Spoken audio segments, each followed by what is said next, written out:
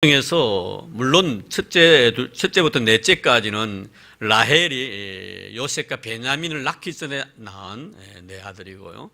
그리고 나중에 요셉과 베냐민 라헬이 얻기 전에 물론 빌라와 실바를 통해서도 네 아들이 또 나옵니다. 그렇죠. 두 아들, 네 아들이죠. 네 아들이 나오고요. 그리고 나중에 이 라헬을 통해서 두 아들이 생산이 됩니다. 그래서 도합 12명의 아들이 되는 것입니다. 근데 참 이렇게 하나님께서 레아에게 제일 먼저 4명의 아들을 주시고 나신 뒤에 또 두 아들을 주시는데요. 그 4명의 아들 중에서 이 셋째가 바로 여러분 잘 아시는 이 레위입니다. 제일 첫째가 바로 여러분 잘 아시는 르우벤이고 그다음에 시므온이고 그리고 난 뒤에 레위입니다. 그리고 네 번째 아들이 유다였고요. 다섯째가 이삭을 그리고 여섯째가 스볼론이 됩니다. 자, 이렇게 6명의 아들 중에서 셋째가 바로 이 레위인데 이 레위의 후손이 왜 중요한가 하는 것을 우리가 그 계보를 보면 잘 깨닫게 됩니다. 이 레위에게도 3명의 아들이 나옵니다. 첫째 아들이 바로 게르손이고 둘째 아들이 고핫인데 오늘 그핫이라고 이렇게 써놨습니다만 고핫이라고 하고 그핫이라고 이렇게 합니다. 이 그핫이고요. 세 번째가 바로 므랄입니다. 그런데 둘째 아들이던 이 고핫 그핫의 계보가 굉장히 중요하죠. 이 둘째 아들이었던 이 고핫 그핫의 계보를 보면 그 아들이 역시 4명의 아들을 낳습니다. 4명의 아들을 낳는데 그 4명의 아들이 아므람과 이스할과 헤브론과 우시엘입니다. 그리고 여기 보면은 아므람, 이스할, 헤브론, 우시엘, 이스할, 헤브론, 우시엘 이 세 아들에 대해서는 성경에 그렇게 자세하게 기록이 되어 있지 않지만 가장 중요한 건 바로 이 아므람이라는 사람입니다. 이 아므람이 누굽니까, 여러분? 바로 모세와 아론과 그리고 여러분 잘 아시는 미리암의 아버지입니다. 그러니까 레위에서 그리고 고핫에서 그리고 아므람에서 모세가 이렇게 계보를 이어가는 것입니다. 그 제사장 계율을 이어가는 것입니다. 이 아론은 초대 대제사장이었죠. 그게도 세 아들이 있었는데 네 아들이 있었죠. 나답과 아비우 그리고 오늘 본문에 있는 엘르아살 그리고 이다말 이 네 아들이 있었는데 첫째 아들, 둘째 아들 나답과 아비우는 하나님 원치 않는 불을 가지고 제사를 드리다가 하나님 앞에 진노를 사서 그 자리에 죽는 그런 아주 참 끔찍한 사건이 일어났습니다. 그리고 셋째 아들이었던 이 엘르아살이 이제 아버지의 대를 이어서 제사장의 계보를 이어가게끔 되어 있습니다.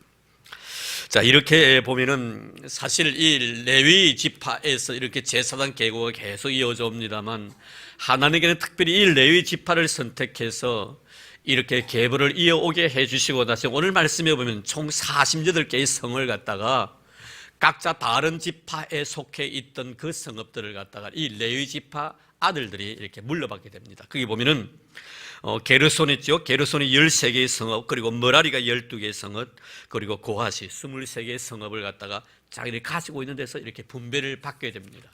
그런데 결국에는 뭐냐면 이 고핫 자손, 이 레위 지파 이 고핫 자손이 결국에는 뿔뿔이 흩어집니다. 다 흩어져 가지고요.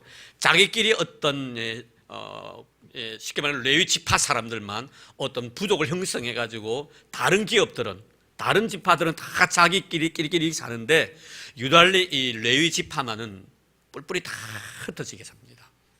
흩어져 가지고 거기서 자기 나름대로 생활을 영위해 나가게 되는 것이죠.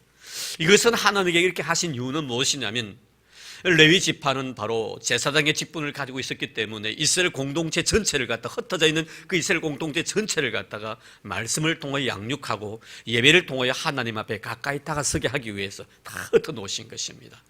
그러니까 그들의 모든 삶이란 것은 이런 신앙 교육과 또 예배 의식을 통해서 하나님의 거룩한 영향력을 갖다가 온 처치에 미치게 하기 위한 하나님의 거룩한 뜻이 그 속에 담겨져 있는 것을 우리가 알 수가 있습니다. 그래서 이 레위 지파는 레위 지파끼리 모여 예배드린 것이 아니고 다른 지파 속에 다 흡수가 돼가지고 거기에서 제사장으로서 그들을 하나님과 연결시켜주는 그런 역할을 했다는 것을 여러분 먼저 상주로 아시길 바랍니다. 자, 그럼 오늘 이 말씀을 통하여 몇 가지 우리가 영적 은혜를 좀 나누고 싶은데요. 먼저 우리가 생각 1절, 2절 말씀 볼까요? 그때 레위 사람의 족장들이 제사장 엘르아슬과 눈의 아들 요수아와 이스라엘 자손의 지파 족장들에게 나와 가나안 땅 실로에서 그들에게 말하여 이르되 여호와께서 모세에게 명령하사 우리가 거주할 성읍들과 우리 가축을 위해 그 목초지들을 우리에게 주라 하셨나이다 하며 이것은 여러분 거기 보면 민수기 35장 1절에 8절까지 말씀이 그대로 나타나 있는 것인데요. 결국 이들이 이 여호수아와 엘르아살과 그리고 이스라엘 족장들 앞에서 요구했던 이 요구 사항이 관철됩니다. 그리고 받아들이게 되지요. 이것은 뭘 의미하냐면요, 우리가 어떤 것을 하나님 앞에 요구할 때 하나님의 말씀에 기초한, 하나님의 말씀에 기인한 어떤 요구 사항이라도 하나님은 그 요구에 대해서 응해 주신다는 그런 귀한 진리를 우리에게 말씀해 주는 내용입니다. 지금 여러분 여기 보면 이런 고핫자손, 이 레위 지파 고핫자손들이요, 여호수아와 엘르아살 앞에 가가지고 하나님께 모세를 통해서 우리에게 약속하신 그 땅을 이제 우리에게 주어야 되지 않습니까? 라고 요구했을 때 아마 엘르아살이나 아니면 여호수아가 간박 잊어버렸는지 모르지만 이런 요구하기 전에 먼저 들어주었으면 이런 요구가 없었을 텐데 요구하고 있는 것을 보면은 아마 들어주지 아니했던 것 같습니다. 처음에는 몰랐던 것 같습니다. 그래서 몰랐다면 하나님의 거룩한 말씀을 가지고 이미 하나님께 모세에게 우리에게 이런 땅을 분배해 주시겠다고 약속해 주신데 그 땅을 이제 우리에게 주셔야 되지 않겠습니까? 라고 했을 때 아차, 그것을 잊어버렸구나 하고 바로 그 자리에서 다른 지파가 차지하고 있던 그 성읍들을 그들에게 이렇게 골고루 분배해 주는 그런 내용의 말씀이죠. 우리가 신앙생활하면서 그런 것들을 많이 경험합니다. 하나님 앞에 우리가 기도할 때 과연 내 기도가 말씀에 근거한 것인지 아니면 내 개인의 욕심에 의해서 기도하는 것인지 우리가 분명히 정말 말씀 안에서 내 자신에게 요구사항에서 분석해 올 필요가 있다는 것입니다. 우리가 창세기 32장에 보면요, 야곱의 삼촌 라반 집에서 야반 도주를 합니다. 사실 삼촌이 참 이 야곱을 통해서 자기 가정에 참 복을 많이 받았다는 것을 알고 있었습니다. 그런데 야곱이 가만히 삼촌을 보니까 해도 너무 하는 거예요. 물론 이 장기를 뿌려가지고 자기 재산을 버리기 위해서 눈독 들이고 있는 이 야곱 조카, 이거 얄밉기도 얄밉고, 또 두 딸도 자기 좀 애지중지 키웠던 두 딸을 갖다가 이렇게 자기 아내로 또 죽기도 하고, 자기 가정에 와가지고 상당히 뭐 재산도 많아지고요, 식솔들도 많이 늘어났습니다. 이런 것에 대해서 사실 라반이 상당히 야곱에 대해서 경계를 낸 것 같아요. 그래서 야곱의 고백을 보면요, 삼촌이 나와 약속을 10번 어겼다고 했거든요. 10번이나 나와 더불어 맺었던 약속을 어겼다는 겁니다. 사실 어긴 것은 맞을 거예요. 그런데 여러분, 그래도 손이 정말 조카와 삼촌 관계인데 오죽했으면, 저는 그래 생각해봐요. 오죽했으면 그 삼촌이 그 조카에게 뭐 약속한 것을 어기겠나, 얼마나 얄미웠을까 하는 그런 생각을 가져보면 참 야곱이라는 존재가요, 참 간사하고 남을 잘 속이고 자기 이익을 위해서는 양보하지 않는 사람이거든요. 이렇기 때문에 결국에는 그가 삼촌에게 10번이나 약속을 어겼다고 했지만 삼촌도 아마 어길 수밖에 없는 그런 상황이었을 거예요. 그래 너무 삼촌에 대해서 하는 짓이 너무 내가 괘씸했던지 자기의 식구들 다 데리고 그냥 삼촌 몰래 빠져나오지 않습니까? 빠져나왔는데 문제는 뭐예요? 그 소식을 듣고 자기 형 에스가 400명의 군사를 거느리고 이 동생 야곱을 죽이려고 다가온다는 소식을 듣게 됩니다. 이때 야곱이 여러분 취한 행동이 뭡니까? 그것이 바로 여러분 야복강에서 하나님 앞에 기도한 내용입니다. 기도하는데요, 28장에 보면, 창세기 28장에 보면 야곱이 아버지 집을 참으로 나와서 형이 너무 무서워 죽이려고 하니까 아버지 집에 나와가지고 너무 처량한 모습으로 베델에서 밤에 잠을 잡니다. 돌베개하고 말입니다. 거기서 누구를 만납니까? 하나님을 만납니다. 사실 여기서 하나님에 대한 어떤 처음 경험은요, 야곱의 굉장히 중요한 의미를 가지고 있는데요, 야곱은 하나님에 대한 존재에 대해서 그는 그의 아버지 이삭이 또 그의 할아버지 아브라함이 항상 하나님 앞에 예배드릴 때 그 예배에 대해서 응답해 주시는 것을 그는 경험했었습니다. 그래서 하나님이라는 존재 자체를 예배 속에 딱 가두어두죠. 하나님은 예배 드릴 때만이 임하시는 분이시구나라고 생각을 합니다. 그런데 이 야곱이 실제로 베델에 와가지고 돌베개를 하고 잠을 잘 때 사닥다리를 통하여 천사가 오르락 내리락 하면서 하나님의 임재를 거기서 경험할 때 이 야곱의 첫 마디가 뭡니까? 하나님께서 여기 계셨건을 내가 알지 못했습니다라고 말을 합니다. 하나님은 예배하는 그 가운데 갇혀 계시는 분이 아니시라 이 땅에 어느 곳에서나 계시는 분, 어느 곳에서나 다 계시는 분이심을 그때서 처음으로 경험하게 되죠. 이때 야곱에게 하나님께서 네가 어디로 가든지 너를 통하여 내 뜻을 꼭 이루겠다고 약속을 하십니다. 이 약속의 말씀을 하고 내가 가는 날까지 내가 너를 절대로 떠나지 아니할 것이고 너로 하여금 다시 이곳으로 돌아오게 해줄 것이라고. 그 말씀을 들었을 때 야곱이 굉장히 마음속에 기쁨이 넘칩니다. 그래서 하나님께 약속을 합니다. 세 가지 약속을 하는 첫째는 뭐냐면 오늘 밤에 저에게 나타나신 여호와 하나님께서 나의 하나님 되실 것입니다. 하나님이 되실 것이다. 하나님을 섬기겠다. 두 번째는 뭐냐면 내가 누웠던 이 자리에 돌을 세워서 하나님의 거룩한 성인이 되게 하겠습니다. 성전을 세우겠다는. 세 번째는 뭐냐면 철저하게 내가 11조 생활을 하겠다는. 이 세 가지 약속을 합니다. 그러는데 그래요. 삼촌 라반 집에 가는데요. 하나님께 이 야곱에게 약속하신 것을 지키시죠. 그래서 20년 동안 삼촌 라반 집에 있으면서 거부가 됩니다. 그런데 20년 동안 하나님께서는 한 번도 야곱을 잊으신 적이 없었었고요. 항상 야곱의 편이 되주셨습니다. 근데 문제는 뭐냐면 야곱이에요. 20년 동안 하나님께 야곱을 잊지 아니하시고 약속을 지켜주셨는데 이 야곱은 20년 동안요 하나님을 잊어버리고 삽니다. 하나님 모르고 삽니다. 그저 자기 재산 불리기에 혈안이 되어 있었던 것이죠. 그러다 나중에 하나님께서 베델로 올라가라는 지시를 듣게 됩니다. 참 하나님 보시면요 우리가 가끔 살아가면서 하나님과 나와 맺은 아름다운 약속을 내가 저버렸을 때 항상 하나님께서 나에게 깨우침을 주시죠. 말씀을 통해서 내가 하나님과 약속했던 것들을 갖다가 다시 생각나게 만드신 우리 하나님이십니다. 근데 베델로 올라가다가 여기 지금 야복강에서 지금 밤새도록 이제 하나님과 씨름을 하는데요. 여기 기도한 여러분 목적이 뭡니까? 다른 데 있는 것이 아니고 그의 형 에스의 손에서 자기 자신이 구원을 받기 위함이었습니다. 근데 여러분 여기서 딱 중요한 것은 뭐냐면요. 이 야곱이 하나님 앞에 기도할 때 어떠한 기도의 제목을 가지고 기도한 줄 아십니까? 거기 보면요. 야곱이 창세기 28장에 보면은 이렇게 말씀합니다. 창세기 32장 12절 말씀에 보면은 주께서 말씀하시기를 내가 반드시 너에게 은혜를 베풀어 내 씨로 바다에 셀 수 없는 모래와 같이 많게 하리라 하셨나이다. 창세기 28장에서 하나님께 야곱이 약속하신 말씀이거든요. 이 약속의 말씀을 딱 붙드는 거예요. 20년 동안 하나님 까마득하게 잊고 살다가요 이제 형이 온다고 하니까요 무릎 꿇고 기도하면서요 하는 말이 뭐냐면 그때 20년 전에 내가 베델에서 하나님 나에게 약속하셨죠. 이 약속 좀 지켜달라는 거예요. 참 여러분 이거 보면 보통 사람 같으면요 참 미안해서라도 아이고 하나님 죄송하면 내가 20년 동안 가만히 잊어버리고 있었는데 지금 생각났는데 지금 형이 이렇게 오는데 좀 저의 생명을 지켜 이렇게 해야 될 건데 말씀 딱 가지고 와가지고 하나님 그때 나에게 뭐라 했습니까? 약속 지켜야 되지 않겠습니까? 이렇게 해야 합니다. 근데 하나님은요 참 좋으신 분이세요. 이런 야곱의 태도에 대해서요 야 너 참냐 배짱 좋구만 네가 내한테 한 게 뭐 있는데 이렇게 말씀하지 아니하시고 그 약속의 말씀을 지켜주신다는 참 놀라운 사실인데요.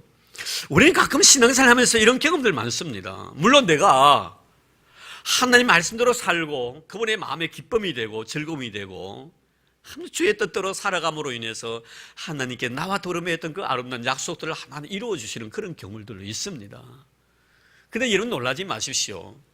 하나님께 나와 더불어 맺었던 그 아름다운 약속들 우리가 기도할 때마다 하나님 앞에 요구한 요구사항이 내가 응답되어질 때가 있습니다. 그런데 여러분 그 응답들은 내가 꼭 하나님의 말씀대로 살았기 때문에 응답하는 것이 아니고 내가 주의 말씀에 기인해서 그 말씀을 부여잡고 내가 하나님 앞에 기도하기 때문에 하나님은 신실하신 하나님이에요. 이 신실하시다는 말씀은 약속과 언약과 관계에 있는 단어거든요. 약속을 철저하게 지키시는 하나님이시라는 거예요. 그런데 그 약속이란 것은 내 자신의 행위와는 상관치 않습니다. 내가 잘할 때도 있을 거죠. 잘못할 때도 있습니다만 하나님이 나와 더불어 맺었던 약속들은요 때가 되면 꼭 이루어집니다. 그 때 자체가 내가 선한 일을 행하고 있을 때도 될 수가 있겠지만 내가 잘못된 길로 걸어가고 있을 때도 될 수가 있다는 거. 그럼 우리가 어떤 때 은혜를 많이 느낍니까? 물론 두 가지 다 은혜를 느낍니다. 내가 정말 그 약속의 말씀이 나에게 이루어지는 그 순간까지 정말 그 말씀 붙잡고 하나님 앞에 주실 줄 믿습니다, 주실 줄 믿습니다 하고 기다렸더니 주실 때 참 은혜가 되지요. 근데 더 큰 은혜는 뭡니까? 나는 전혀 생각도 안 한 거예요. 거기에 대해서 내가 요구도 하지 않았고 기도도 하지 않았고 어느 날 딱 보니까 그것이 응답이 되어 있는 거예요. 내가 모르는 사이에 하나님께서 내가 원하는 것을 이루어 주시고 계시더라.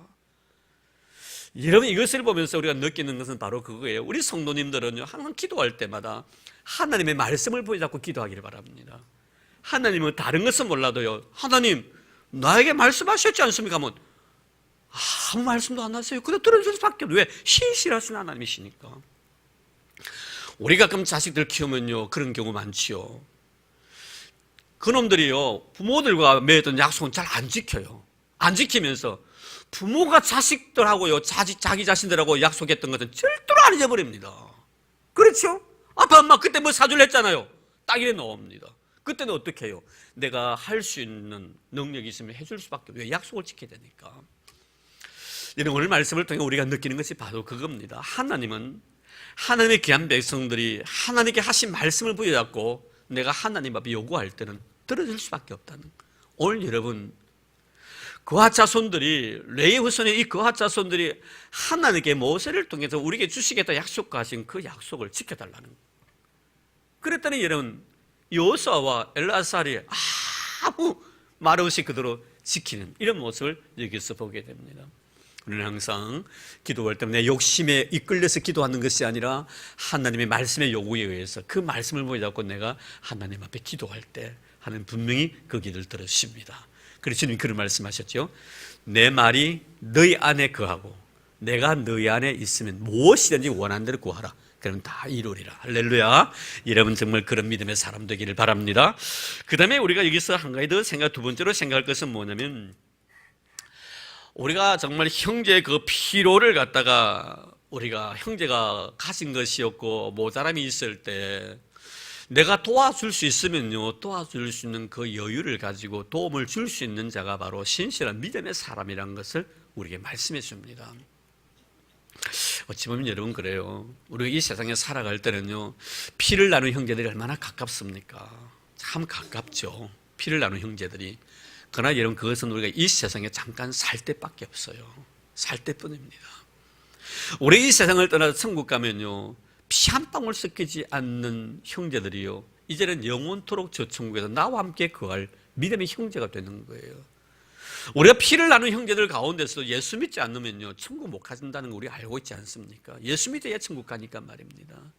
그리고 우리가 이 세상에 피를 나눈 형제들이 참 잘해야 되겠지만, 성경 말씀은 믿음의 형제들에게, 믿음의 가정에게 더 잘할지라.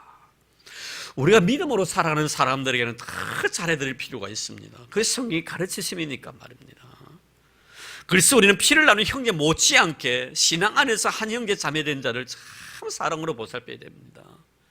나에게 주셨다는 것은 가진 것이 없는 자를 돌아보아 주기 위해서 주신 것이거든요. 오늘 여러분, 이 레위 지파를 지은 11지파에게 이미 땅이 다 분배되어졌습니다. 그는 가진 것이 있습니다. 지금 가진 것이 없는 사람이 누굽니까? 레위 지파입니다. 결국 말씀에 의해서 그들이요, 나눠줍니다. 만약에 여기서 그들 한 사람이다, 한 공동체 속에서 왜 줘야 되냐고, 나는 줄 거 없다고, 뭐 우리에게도 넉넉하게 준 것도 아닌데 뭐 나눠줄 것이 어디 있느냐고, 거기서 만약에 자기 욕심에 이끌려서 그 제안을 갖다가 만약에 거부해버렸다면 문제는 또 달라질 것 아닙니까? 그런데 문제는 뭐냐, 다른 공동체에서 이 레위 지파 사람들이 땅이 한 평도 없으니까 하나님의 말씀에 의해서 나누어주라니까 그들이 가지고 있는 이 부분을 다 떼줍니다. 그래서 자신들도 이렇게 행복하게 살지만도 너도 행복하게 살도록 만들어준다는, 참 여러분 아름다운 공동체 속에 이루어지는 사랑의 관계예요. 오늘 우리에도 마찬가지입니다. 여러분, 왜 나에게 주셨는가 하는 거, 나에게 왜 주셨는가, 나에게 왜 건강을 주셨으며, 나에게 왜 재물을 주셨으며, 왜 나에게 지식을 주셨으며, 나에게 모든 것을 주셨는가 하는 문제들. 남들이 갖고 있지 않는 달란트를 가지고 있다는 것은 그 달란트가 없는 사람에게 나눠주기 위함이에요. 우리가 특별히 예수님께서 우리에게 가르치신 귀한 교훈의 말씀을 보면요, 어리석은 부자에 대한 이야기, 나사로와 부자에 대한 이야기가 나옵니다. 어리석은 부자나 나사로 같은 경우 보십시오. 나사로 그 집 주인의 모습을 보십시오. 그는 가진 것이 참 넉넉했었습니다. 근데 여러분, 어리석은 부자는 보면요, 창고 짓고요, 내 영혼아 먹고 마시며 즐기자, 자기 쾌락을 위한 도구로서 물질을 활용하려고 하고 있습니다. 이런 부자 보시면 자색 옷을 입은 부자입니다. 거지 나서로 자기 문 앞에 있는데 돌아보지 않습니다. 결국 주님께서 말씀하시고자 원하시는 의도는 뭡니까? 나에게 주신 것이 누구의 것이냐는 거예요. 이 어리석은 부자야, 네 생명을 오늘 밤에 내가 데려간다면 그 많은 것이 네 것이 되겠느냐. 네 것이 아니라는 거예요. 그래서 우리 성도들은요, 하나님이 나에게 주신 것에 대한 그 소유에 대한 개념을 잘 이해해야 합니다. 내 것 아닙니다, 여러분. 하나님이 잠깐 동안 나에게 맡겨주신 달란트일 뿐입니다. 그래서 우리는 그것을 청지기라고 합니다. 청지기는 뭡니까? 주신 것을 잘 관리해야 될 사명을 가진 자라 이겁니다. 물질을 잘 관리해야 됩니다, 여러분. 엉뚱한 데 물질을 쓰면 안 됩니다. 이런 마태복음 25장에 보면 달란트 비유와 그 다음에 양과 염소의 비유가 나옵니다.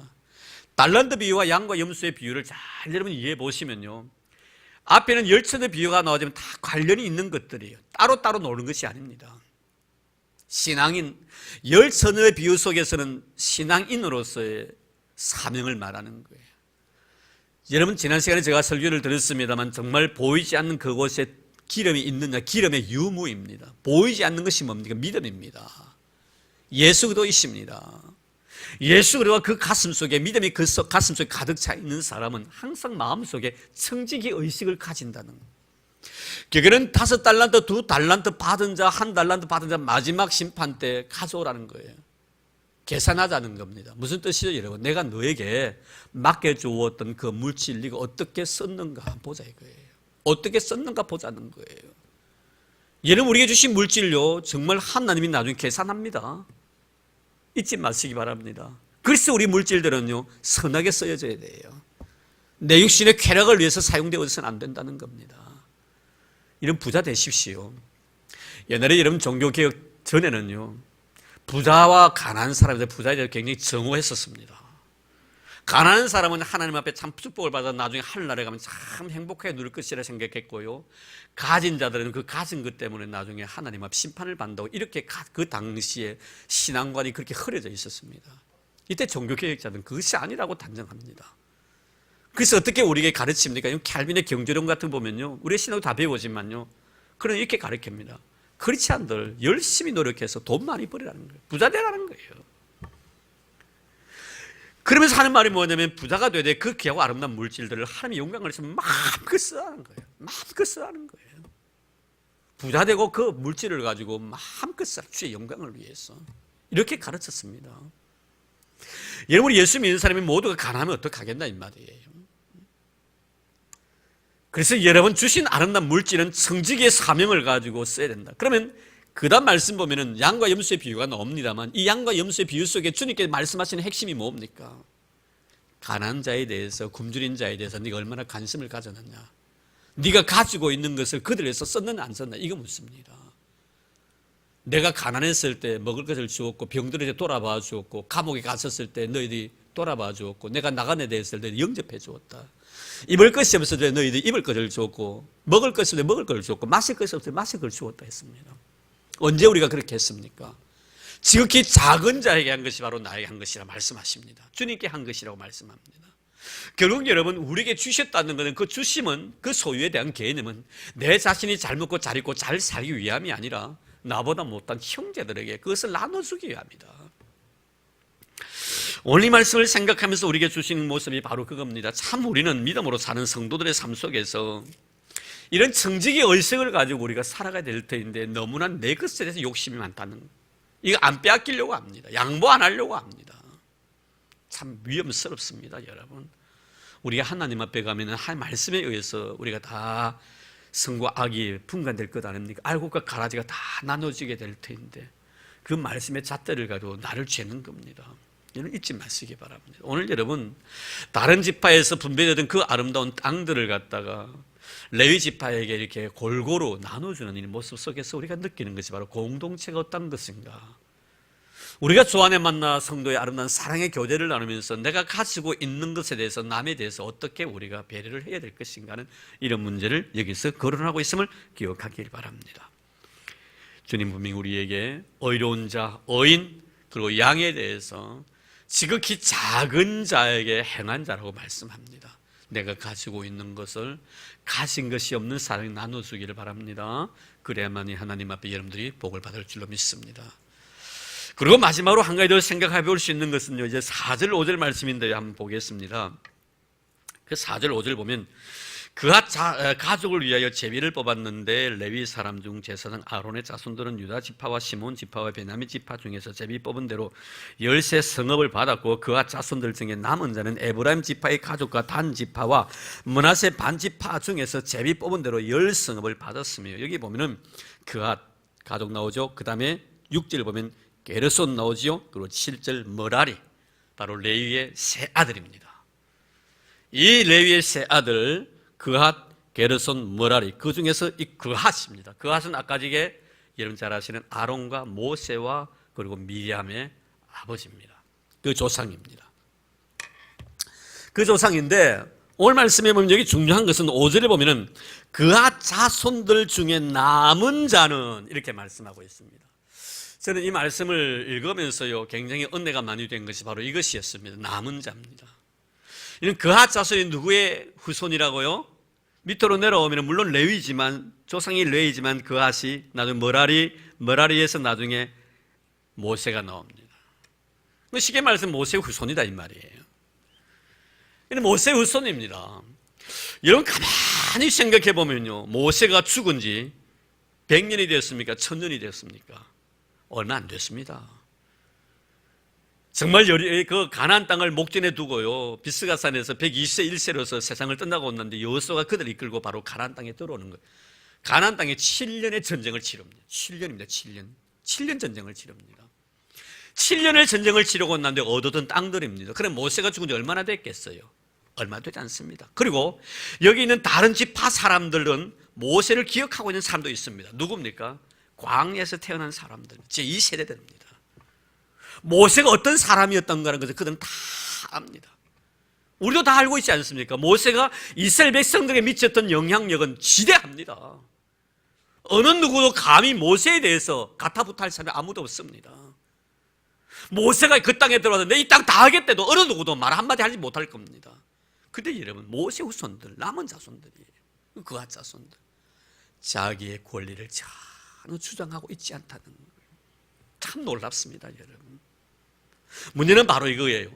어떻게 해서 공동체가 아름답게 이루어져 나가는가 하는 문제예요. 오늘 교회들 보면요, 이 공동체의 아름다운 조화가 깨트려지는 그런 경우들을 많이 봅니다. 어떤 경우인 줄 아십니까? 기득권 행사 때문에 그런 거예요. 그 속에 못 뚫고 들어가는 거예요.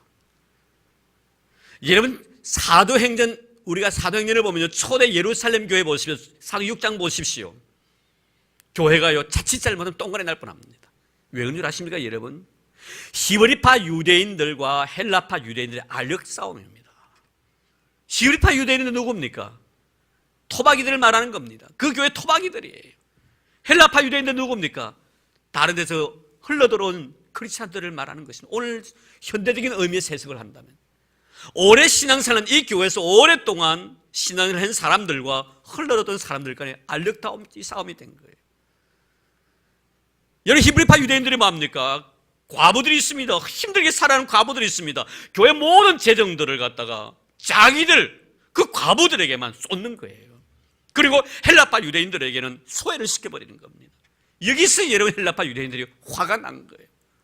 그때 여러분, 사도들이 참 잘 결단을 하고 한 주의 지혜로서 이 문제를 해결했기 때문에 그 교회가 다시 하나가 됩니다만 자칫 잘못하면 똥가리가 날 뻔했었어요. 그래서 여러분 잘 아시다시피 예수님의 12제자는 다 히브리파 유대인들입니다. 그러나 여러분, 7 집사를 선택해서 공개하는 일을 그들에게 맡기는데 그 7 집사들은 다 헬라파 유대인들이에요. 한 사람도 유대파 유대인들을 갖다가 집사로 세우지 않습니다. 참 이런 거 보면요, 자기의 모든 기득권을 갖다 포기해버린다는 거예요. 그런데 교회는 어떻습니까? 불만이 없는 거예요. 중요한 문제가 바로 이겁니다. 오늘날 교회들, 특별히 우리 교회는요, 전통이 참 오래된 교회입니다. 우리는 절대로 기득권 행사를 하면 안 된다는 거예요. 내 자신의 권리를 내가 먼저 포기해야만이 하나님께서 그 공동체에 복을 주신다는 거예요. 주인 행세는 안 된다는 거예요. 그래서 우리가 흘러들어오는 흡수한 이런 사람들을 갖다 더 받아들이고 옹호해주고 그들을 갖다 세워주는 이런 아름다운 공동체가 되어야만이 하나님께로부터 축복을 받는다는 것을 잊지 마시길 바랍니다. 오늘 말씀 보십시오, 여러분. 모세 후손들입니다. 제일 먼저 권리를 주장할 수 있었을 것입니다. 내 조상 모세가 어떤 일을 했는데 우리가 가장 기름진 땅을 차지해야 될 것이고 가장 넓은 땅, 가장 좋은 초원을 우리가 얻어야 되지 않겠단 말이야. 우리 조상이 누군데? 그런데 이런 보세요. 권리행사. 뭐라고 말씀합니까? 그 하차선들 중에 남은 자 마지막까지 기다려주잖아. 쉽게 말씀드리면 다 먹고 난 뒤에 찌꺼기 받는다 이 말씀이에요. 찌꺼기 받는다 이 말씀이에요. 여러분, 이런 걸 보면서 우리에게 해주시는 것은 뭡니까? 우리 성도들은 공동체를 이루어 나가는 과정 속에서 자기의 유익보다는 남의 유익을 먼저 구할 수 있는 자가 된다. 항상 교회의 유익을 먼저 생각할 줄 아는 자가 된다. 이게 바로 여러분 공동체 속에서 살아가는 성도들의 아름다운 본분입니다. 이것이 여러분 이루어지지 아니할 때는 결코 그 교회는 생명력이 없습니다.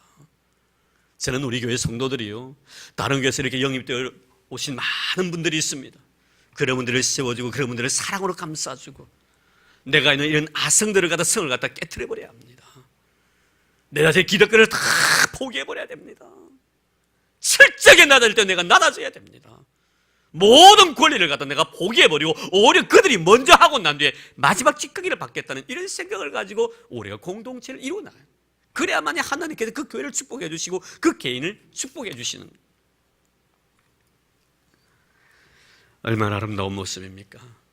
모세가 죽은 지 얼마 되지 않냐는 상태 속에서도 그들의 후예들은 결코 자기 자신의 기득권을 행사하지 않았다는. 자, 그러면은 오늘날 교회가 그럼 이런 분들에 대해서 무작정 우리가 그렇게 요구하고 끝내야 되는가? 그렇지 않습니다. 저는 지난 주간에 어느 모교에서 저보고 임직식 때 교인들 권면해달라는 요청을 받았습니다. 물론 저는 아직도 우리 산 노예 이렇게 오래 적을 둔 그런 건 없지만 그래도 이렇게 와서 이렇게 고민해달라기에 참 고민이 많이 했습니다. 저는 그런 경험도 많이 없고, 그래도 내가 노회장도 지난 경험도 없는데 나같이 부족한 사람을 불러서 이렇게 해달라니까 참 마음속에 떨리고 또 처음 하는 그런 고민이 있기 때문에 상당히 그렇더라고요. 그래서 제가 무슨 말씀을 할까 고민을 하다가 고린도서 16장 16절에 18절까지 말씀을 가지고 세 가지로 그들에게 고민한 적이 있었습니다. 교인 고민이라는 것은 이제 중직자들을 위해서 어떻게 해야 될 것인가, 하나님을 위해서 귀하게 쓰임받는 이 사람들을 위해서 우리 교인들이 교회가 어떤 마음의 자세를 갖춰야 되는가, 그 문제였어요. 그래서 제가 세 가지를 고린도전서 16장 16절에 18절까지 말씀을 가지고 세 가지로 권면을 했습니다. 첫째는 뭐냐면 그게 보면 협력하는 자가 되라. 협력자가 되주십시오. 협력하는 자가 되십시오. 그분들에게만 일 맡기면 안 됩니다. 그분이 수고할 때 같이 곁에서 협력해 주는 자가 돼요. 아, 저분들이야 중직자이긴 당연히 해야지 저런 일을 하려고 하나님 뽑아주셨지 이렇게 생각하면 안 된다는. 무거운 짐을 들 때는 같이 그 짐을 들어줘야 됩니다. 그것을 제가 말씀을 드렸어요. 그 다음에 두 번째는 뭐냐면은 그들에게 순종하라. 하나님께서 그들에게 이 귀한 사명을 주셨다. 하나님께 그들을 믿으시고 이 귀한 직분을 맡겨주셨기 때문에 그 직분은 내가 원해서가 아니라 하나님 주신 직분이시기 때문에 우리는 그분들이 나에게 무엇을 요구할지라도 우리는 순종할 수 있는 그런 마음의 자세, 겸손한 마음을 여러분 가지십시오. 그리고 마지막 세 번째였습니다. 오늘 말씀드리면 세 번째예요. 이 세 번째는 뭐냐면 알아주라는 거예요. 힘듦도 알아주고 진실도 알아주고 정직도 알아주고 무릎 꿇고 힘들어서 눈물을 흘릴 때 눈물의 의미도 좀 여러분 알아주십시오. 알아주라고 했습니다. 오늘 여러분 이 말씀과 우리가 연결해서 쉽게 보면요, 바로 그 말씀이에요. 모세 후예들입니다. 모든 거 양보 다 했습니다. 그럼 우리 성도는 어떻게 해야 되는가? 그런 분들에 대해서 알아주라, 인정해 주라는 거예요. 참 고마우신 분이다. 충분하게 권리를 내세울 수 있음에도 불구하고 기득권 행사를 할 수 있음에도 불구하고 모든 것을 포기해버린 그들에 대해서 우리가 인정해주고 알아줄 수 있는 사람이 되라. 그래 수고로움들 인정해주고 알아주고 흐른 눈물의 의미도 들의 아름다운 물질의 의미도 이해하고 알아줄 수 있는 자가 되주십시오라고 제가 권면한 적이 있었습니다. 여러분 그렇습니다. 잊지 마시기 바랍니다. 그는 다 기득권 포기해버렸습니다. 다 좋은 거 가져가고요 찌꺼기 받습니다. 왜 그랬을까요 여러분? 공동체를 위해서. 이런 그렇지요. 보면요 공동체의 유익을 위해서 양보하는 사람들이 참 많습니다 여러분. 나의 모든 것을 버리고 그런 사람들이 여러분 알아주고 인정해 줄 수 있는 여러분 되기를 바랍니다. 그런 교회가 되어야 됩니다. 이제 말씀을 맺으려고 합니다. 저는 오늘 말씀을 통해 다시 한번 사도 바울은 고린도서 10장 33절 보면 나와 같이 모든 일에 모든 사람을 기쁘게 하여 나의 유익을 구치 아니하고 많은 사람의 유익을 구하여 저희로 구원을 얻게 하라. 나의 유익을 구지 말고 많은 사람의 유익을 구해서 그들로 하면 구원을 얻게 하라. 저 사람 보니 은혜가 되고 저 사람 보니 감동이 되는 거예요. 너무너무 좋은 거예요. 나도 저렇게 신앙생활을 해야지. 믿음이 생기고 은혜가 되어서 그들로 하여 구원을 받게 하라. 구원을 받기 위해서 내 유익을 구하면 안 됩니다. 너의 유익을 구하고 공동체 유익을 구하기 위해서 내 자신의 기대권을 다 포기해버릴 때 나의 못을 바라고 많은 사람들이 구원에 이르게 된다. 이런 거 기억하셔서 항상 오늘 말씀을 통해 다시 한번 우리가 기도할 때마다 하나님의 말씀을 근거해서 기도한 여러분 되기를 바랍니다. 그를 하나님 응답해 주실 것입니다. 뿐만이 아니죠. 형제의 필요를 공급해 줄 수 있는 내가 가진 것이 되기를 바랍니다. 나 것이 나름의 은사, 달란트 없는 자를 위해서 나눠주게 하기 위해서 주신 것임을 잊지 마시기 바랍니다. 소유된 개념이에요. 난 청지기일 뿐입니다. 계산할 날이 올 것입니다. 잊지 마시길 바랍니다. 그리고 우리는 항상 나의 유익보다는 너와 그리고 공동체 유익을 위해서 내 자신의 기득권을 다 포기해버리고, 그리고 교회는 그런 자들을 알아주고 인정해 줄 수 있는 이런 아름답고 성숙된 그런 공동체가 되어서 하나님에 대한 역사를 아름답게 갖고 갈 수 있는 우리 예수교회 성도들, 우리 교회가 되기를 주의 이름으로 축원합니다. 하나님 감사합니다.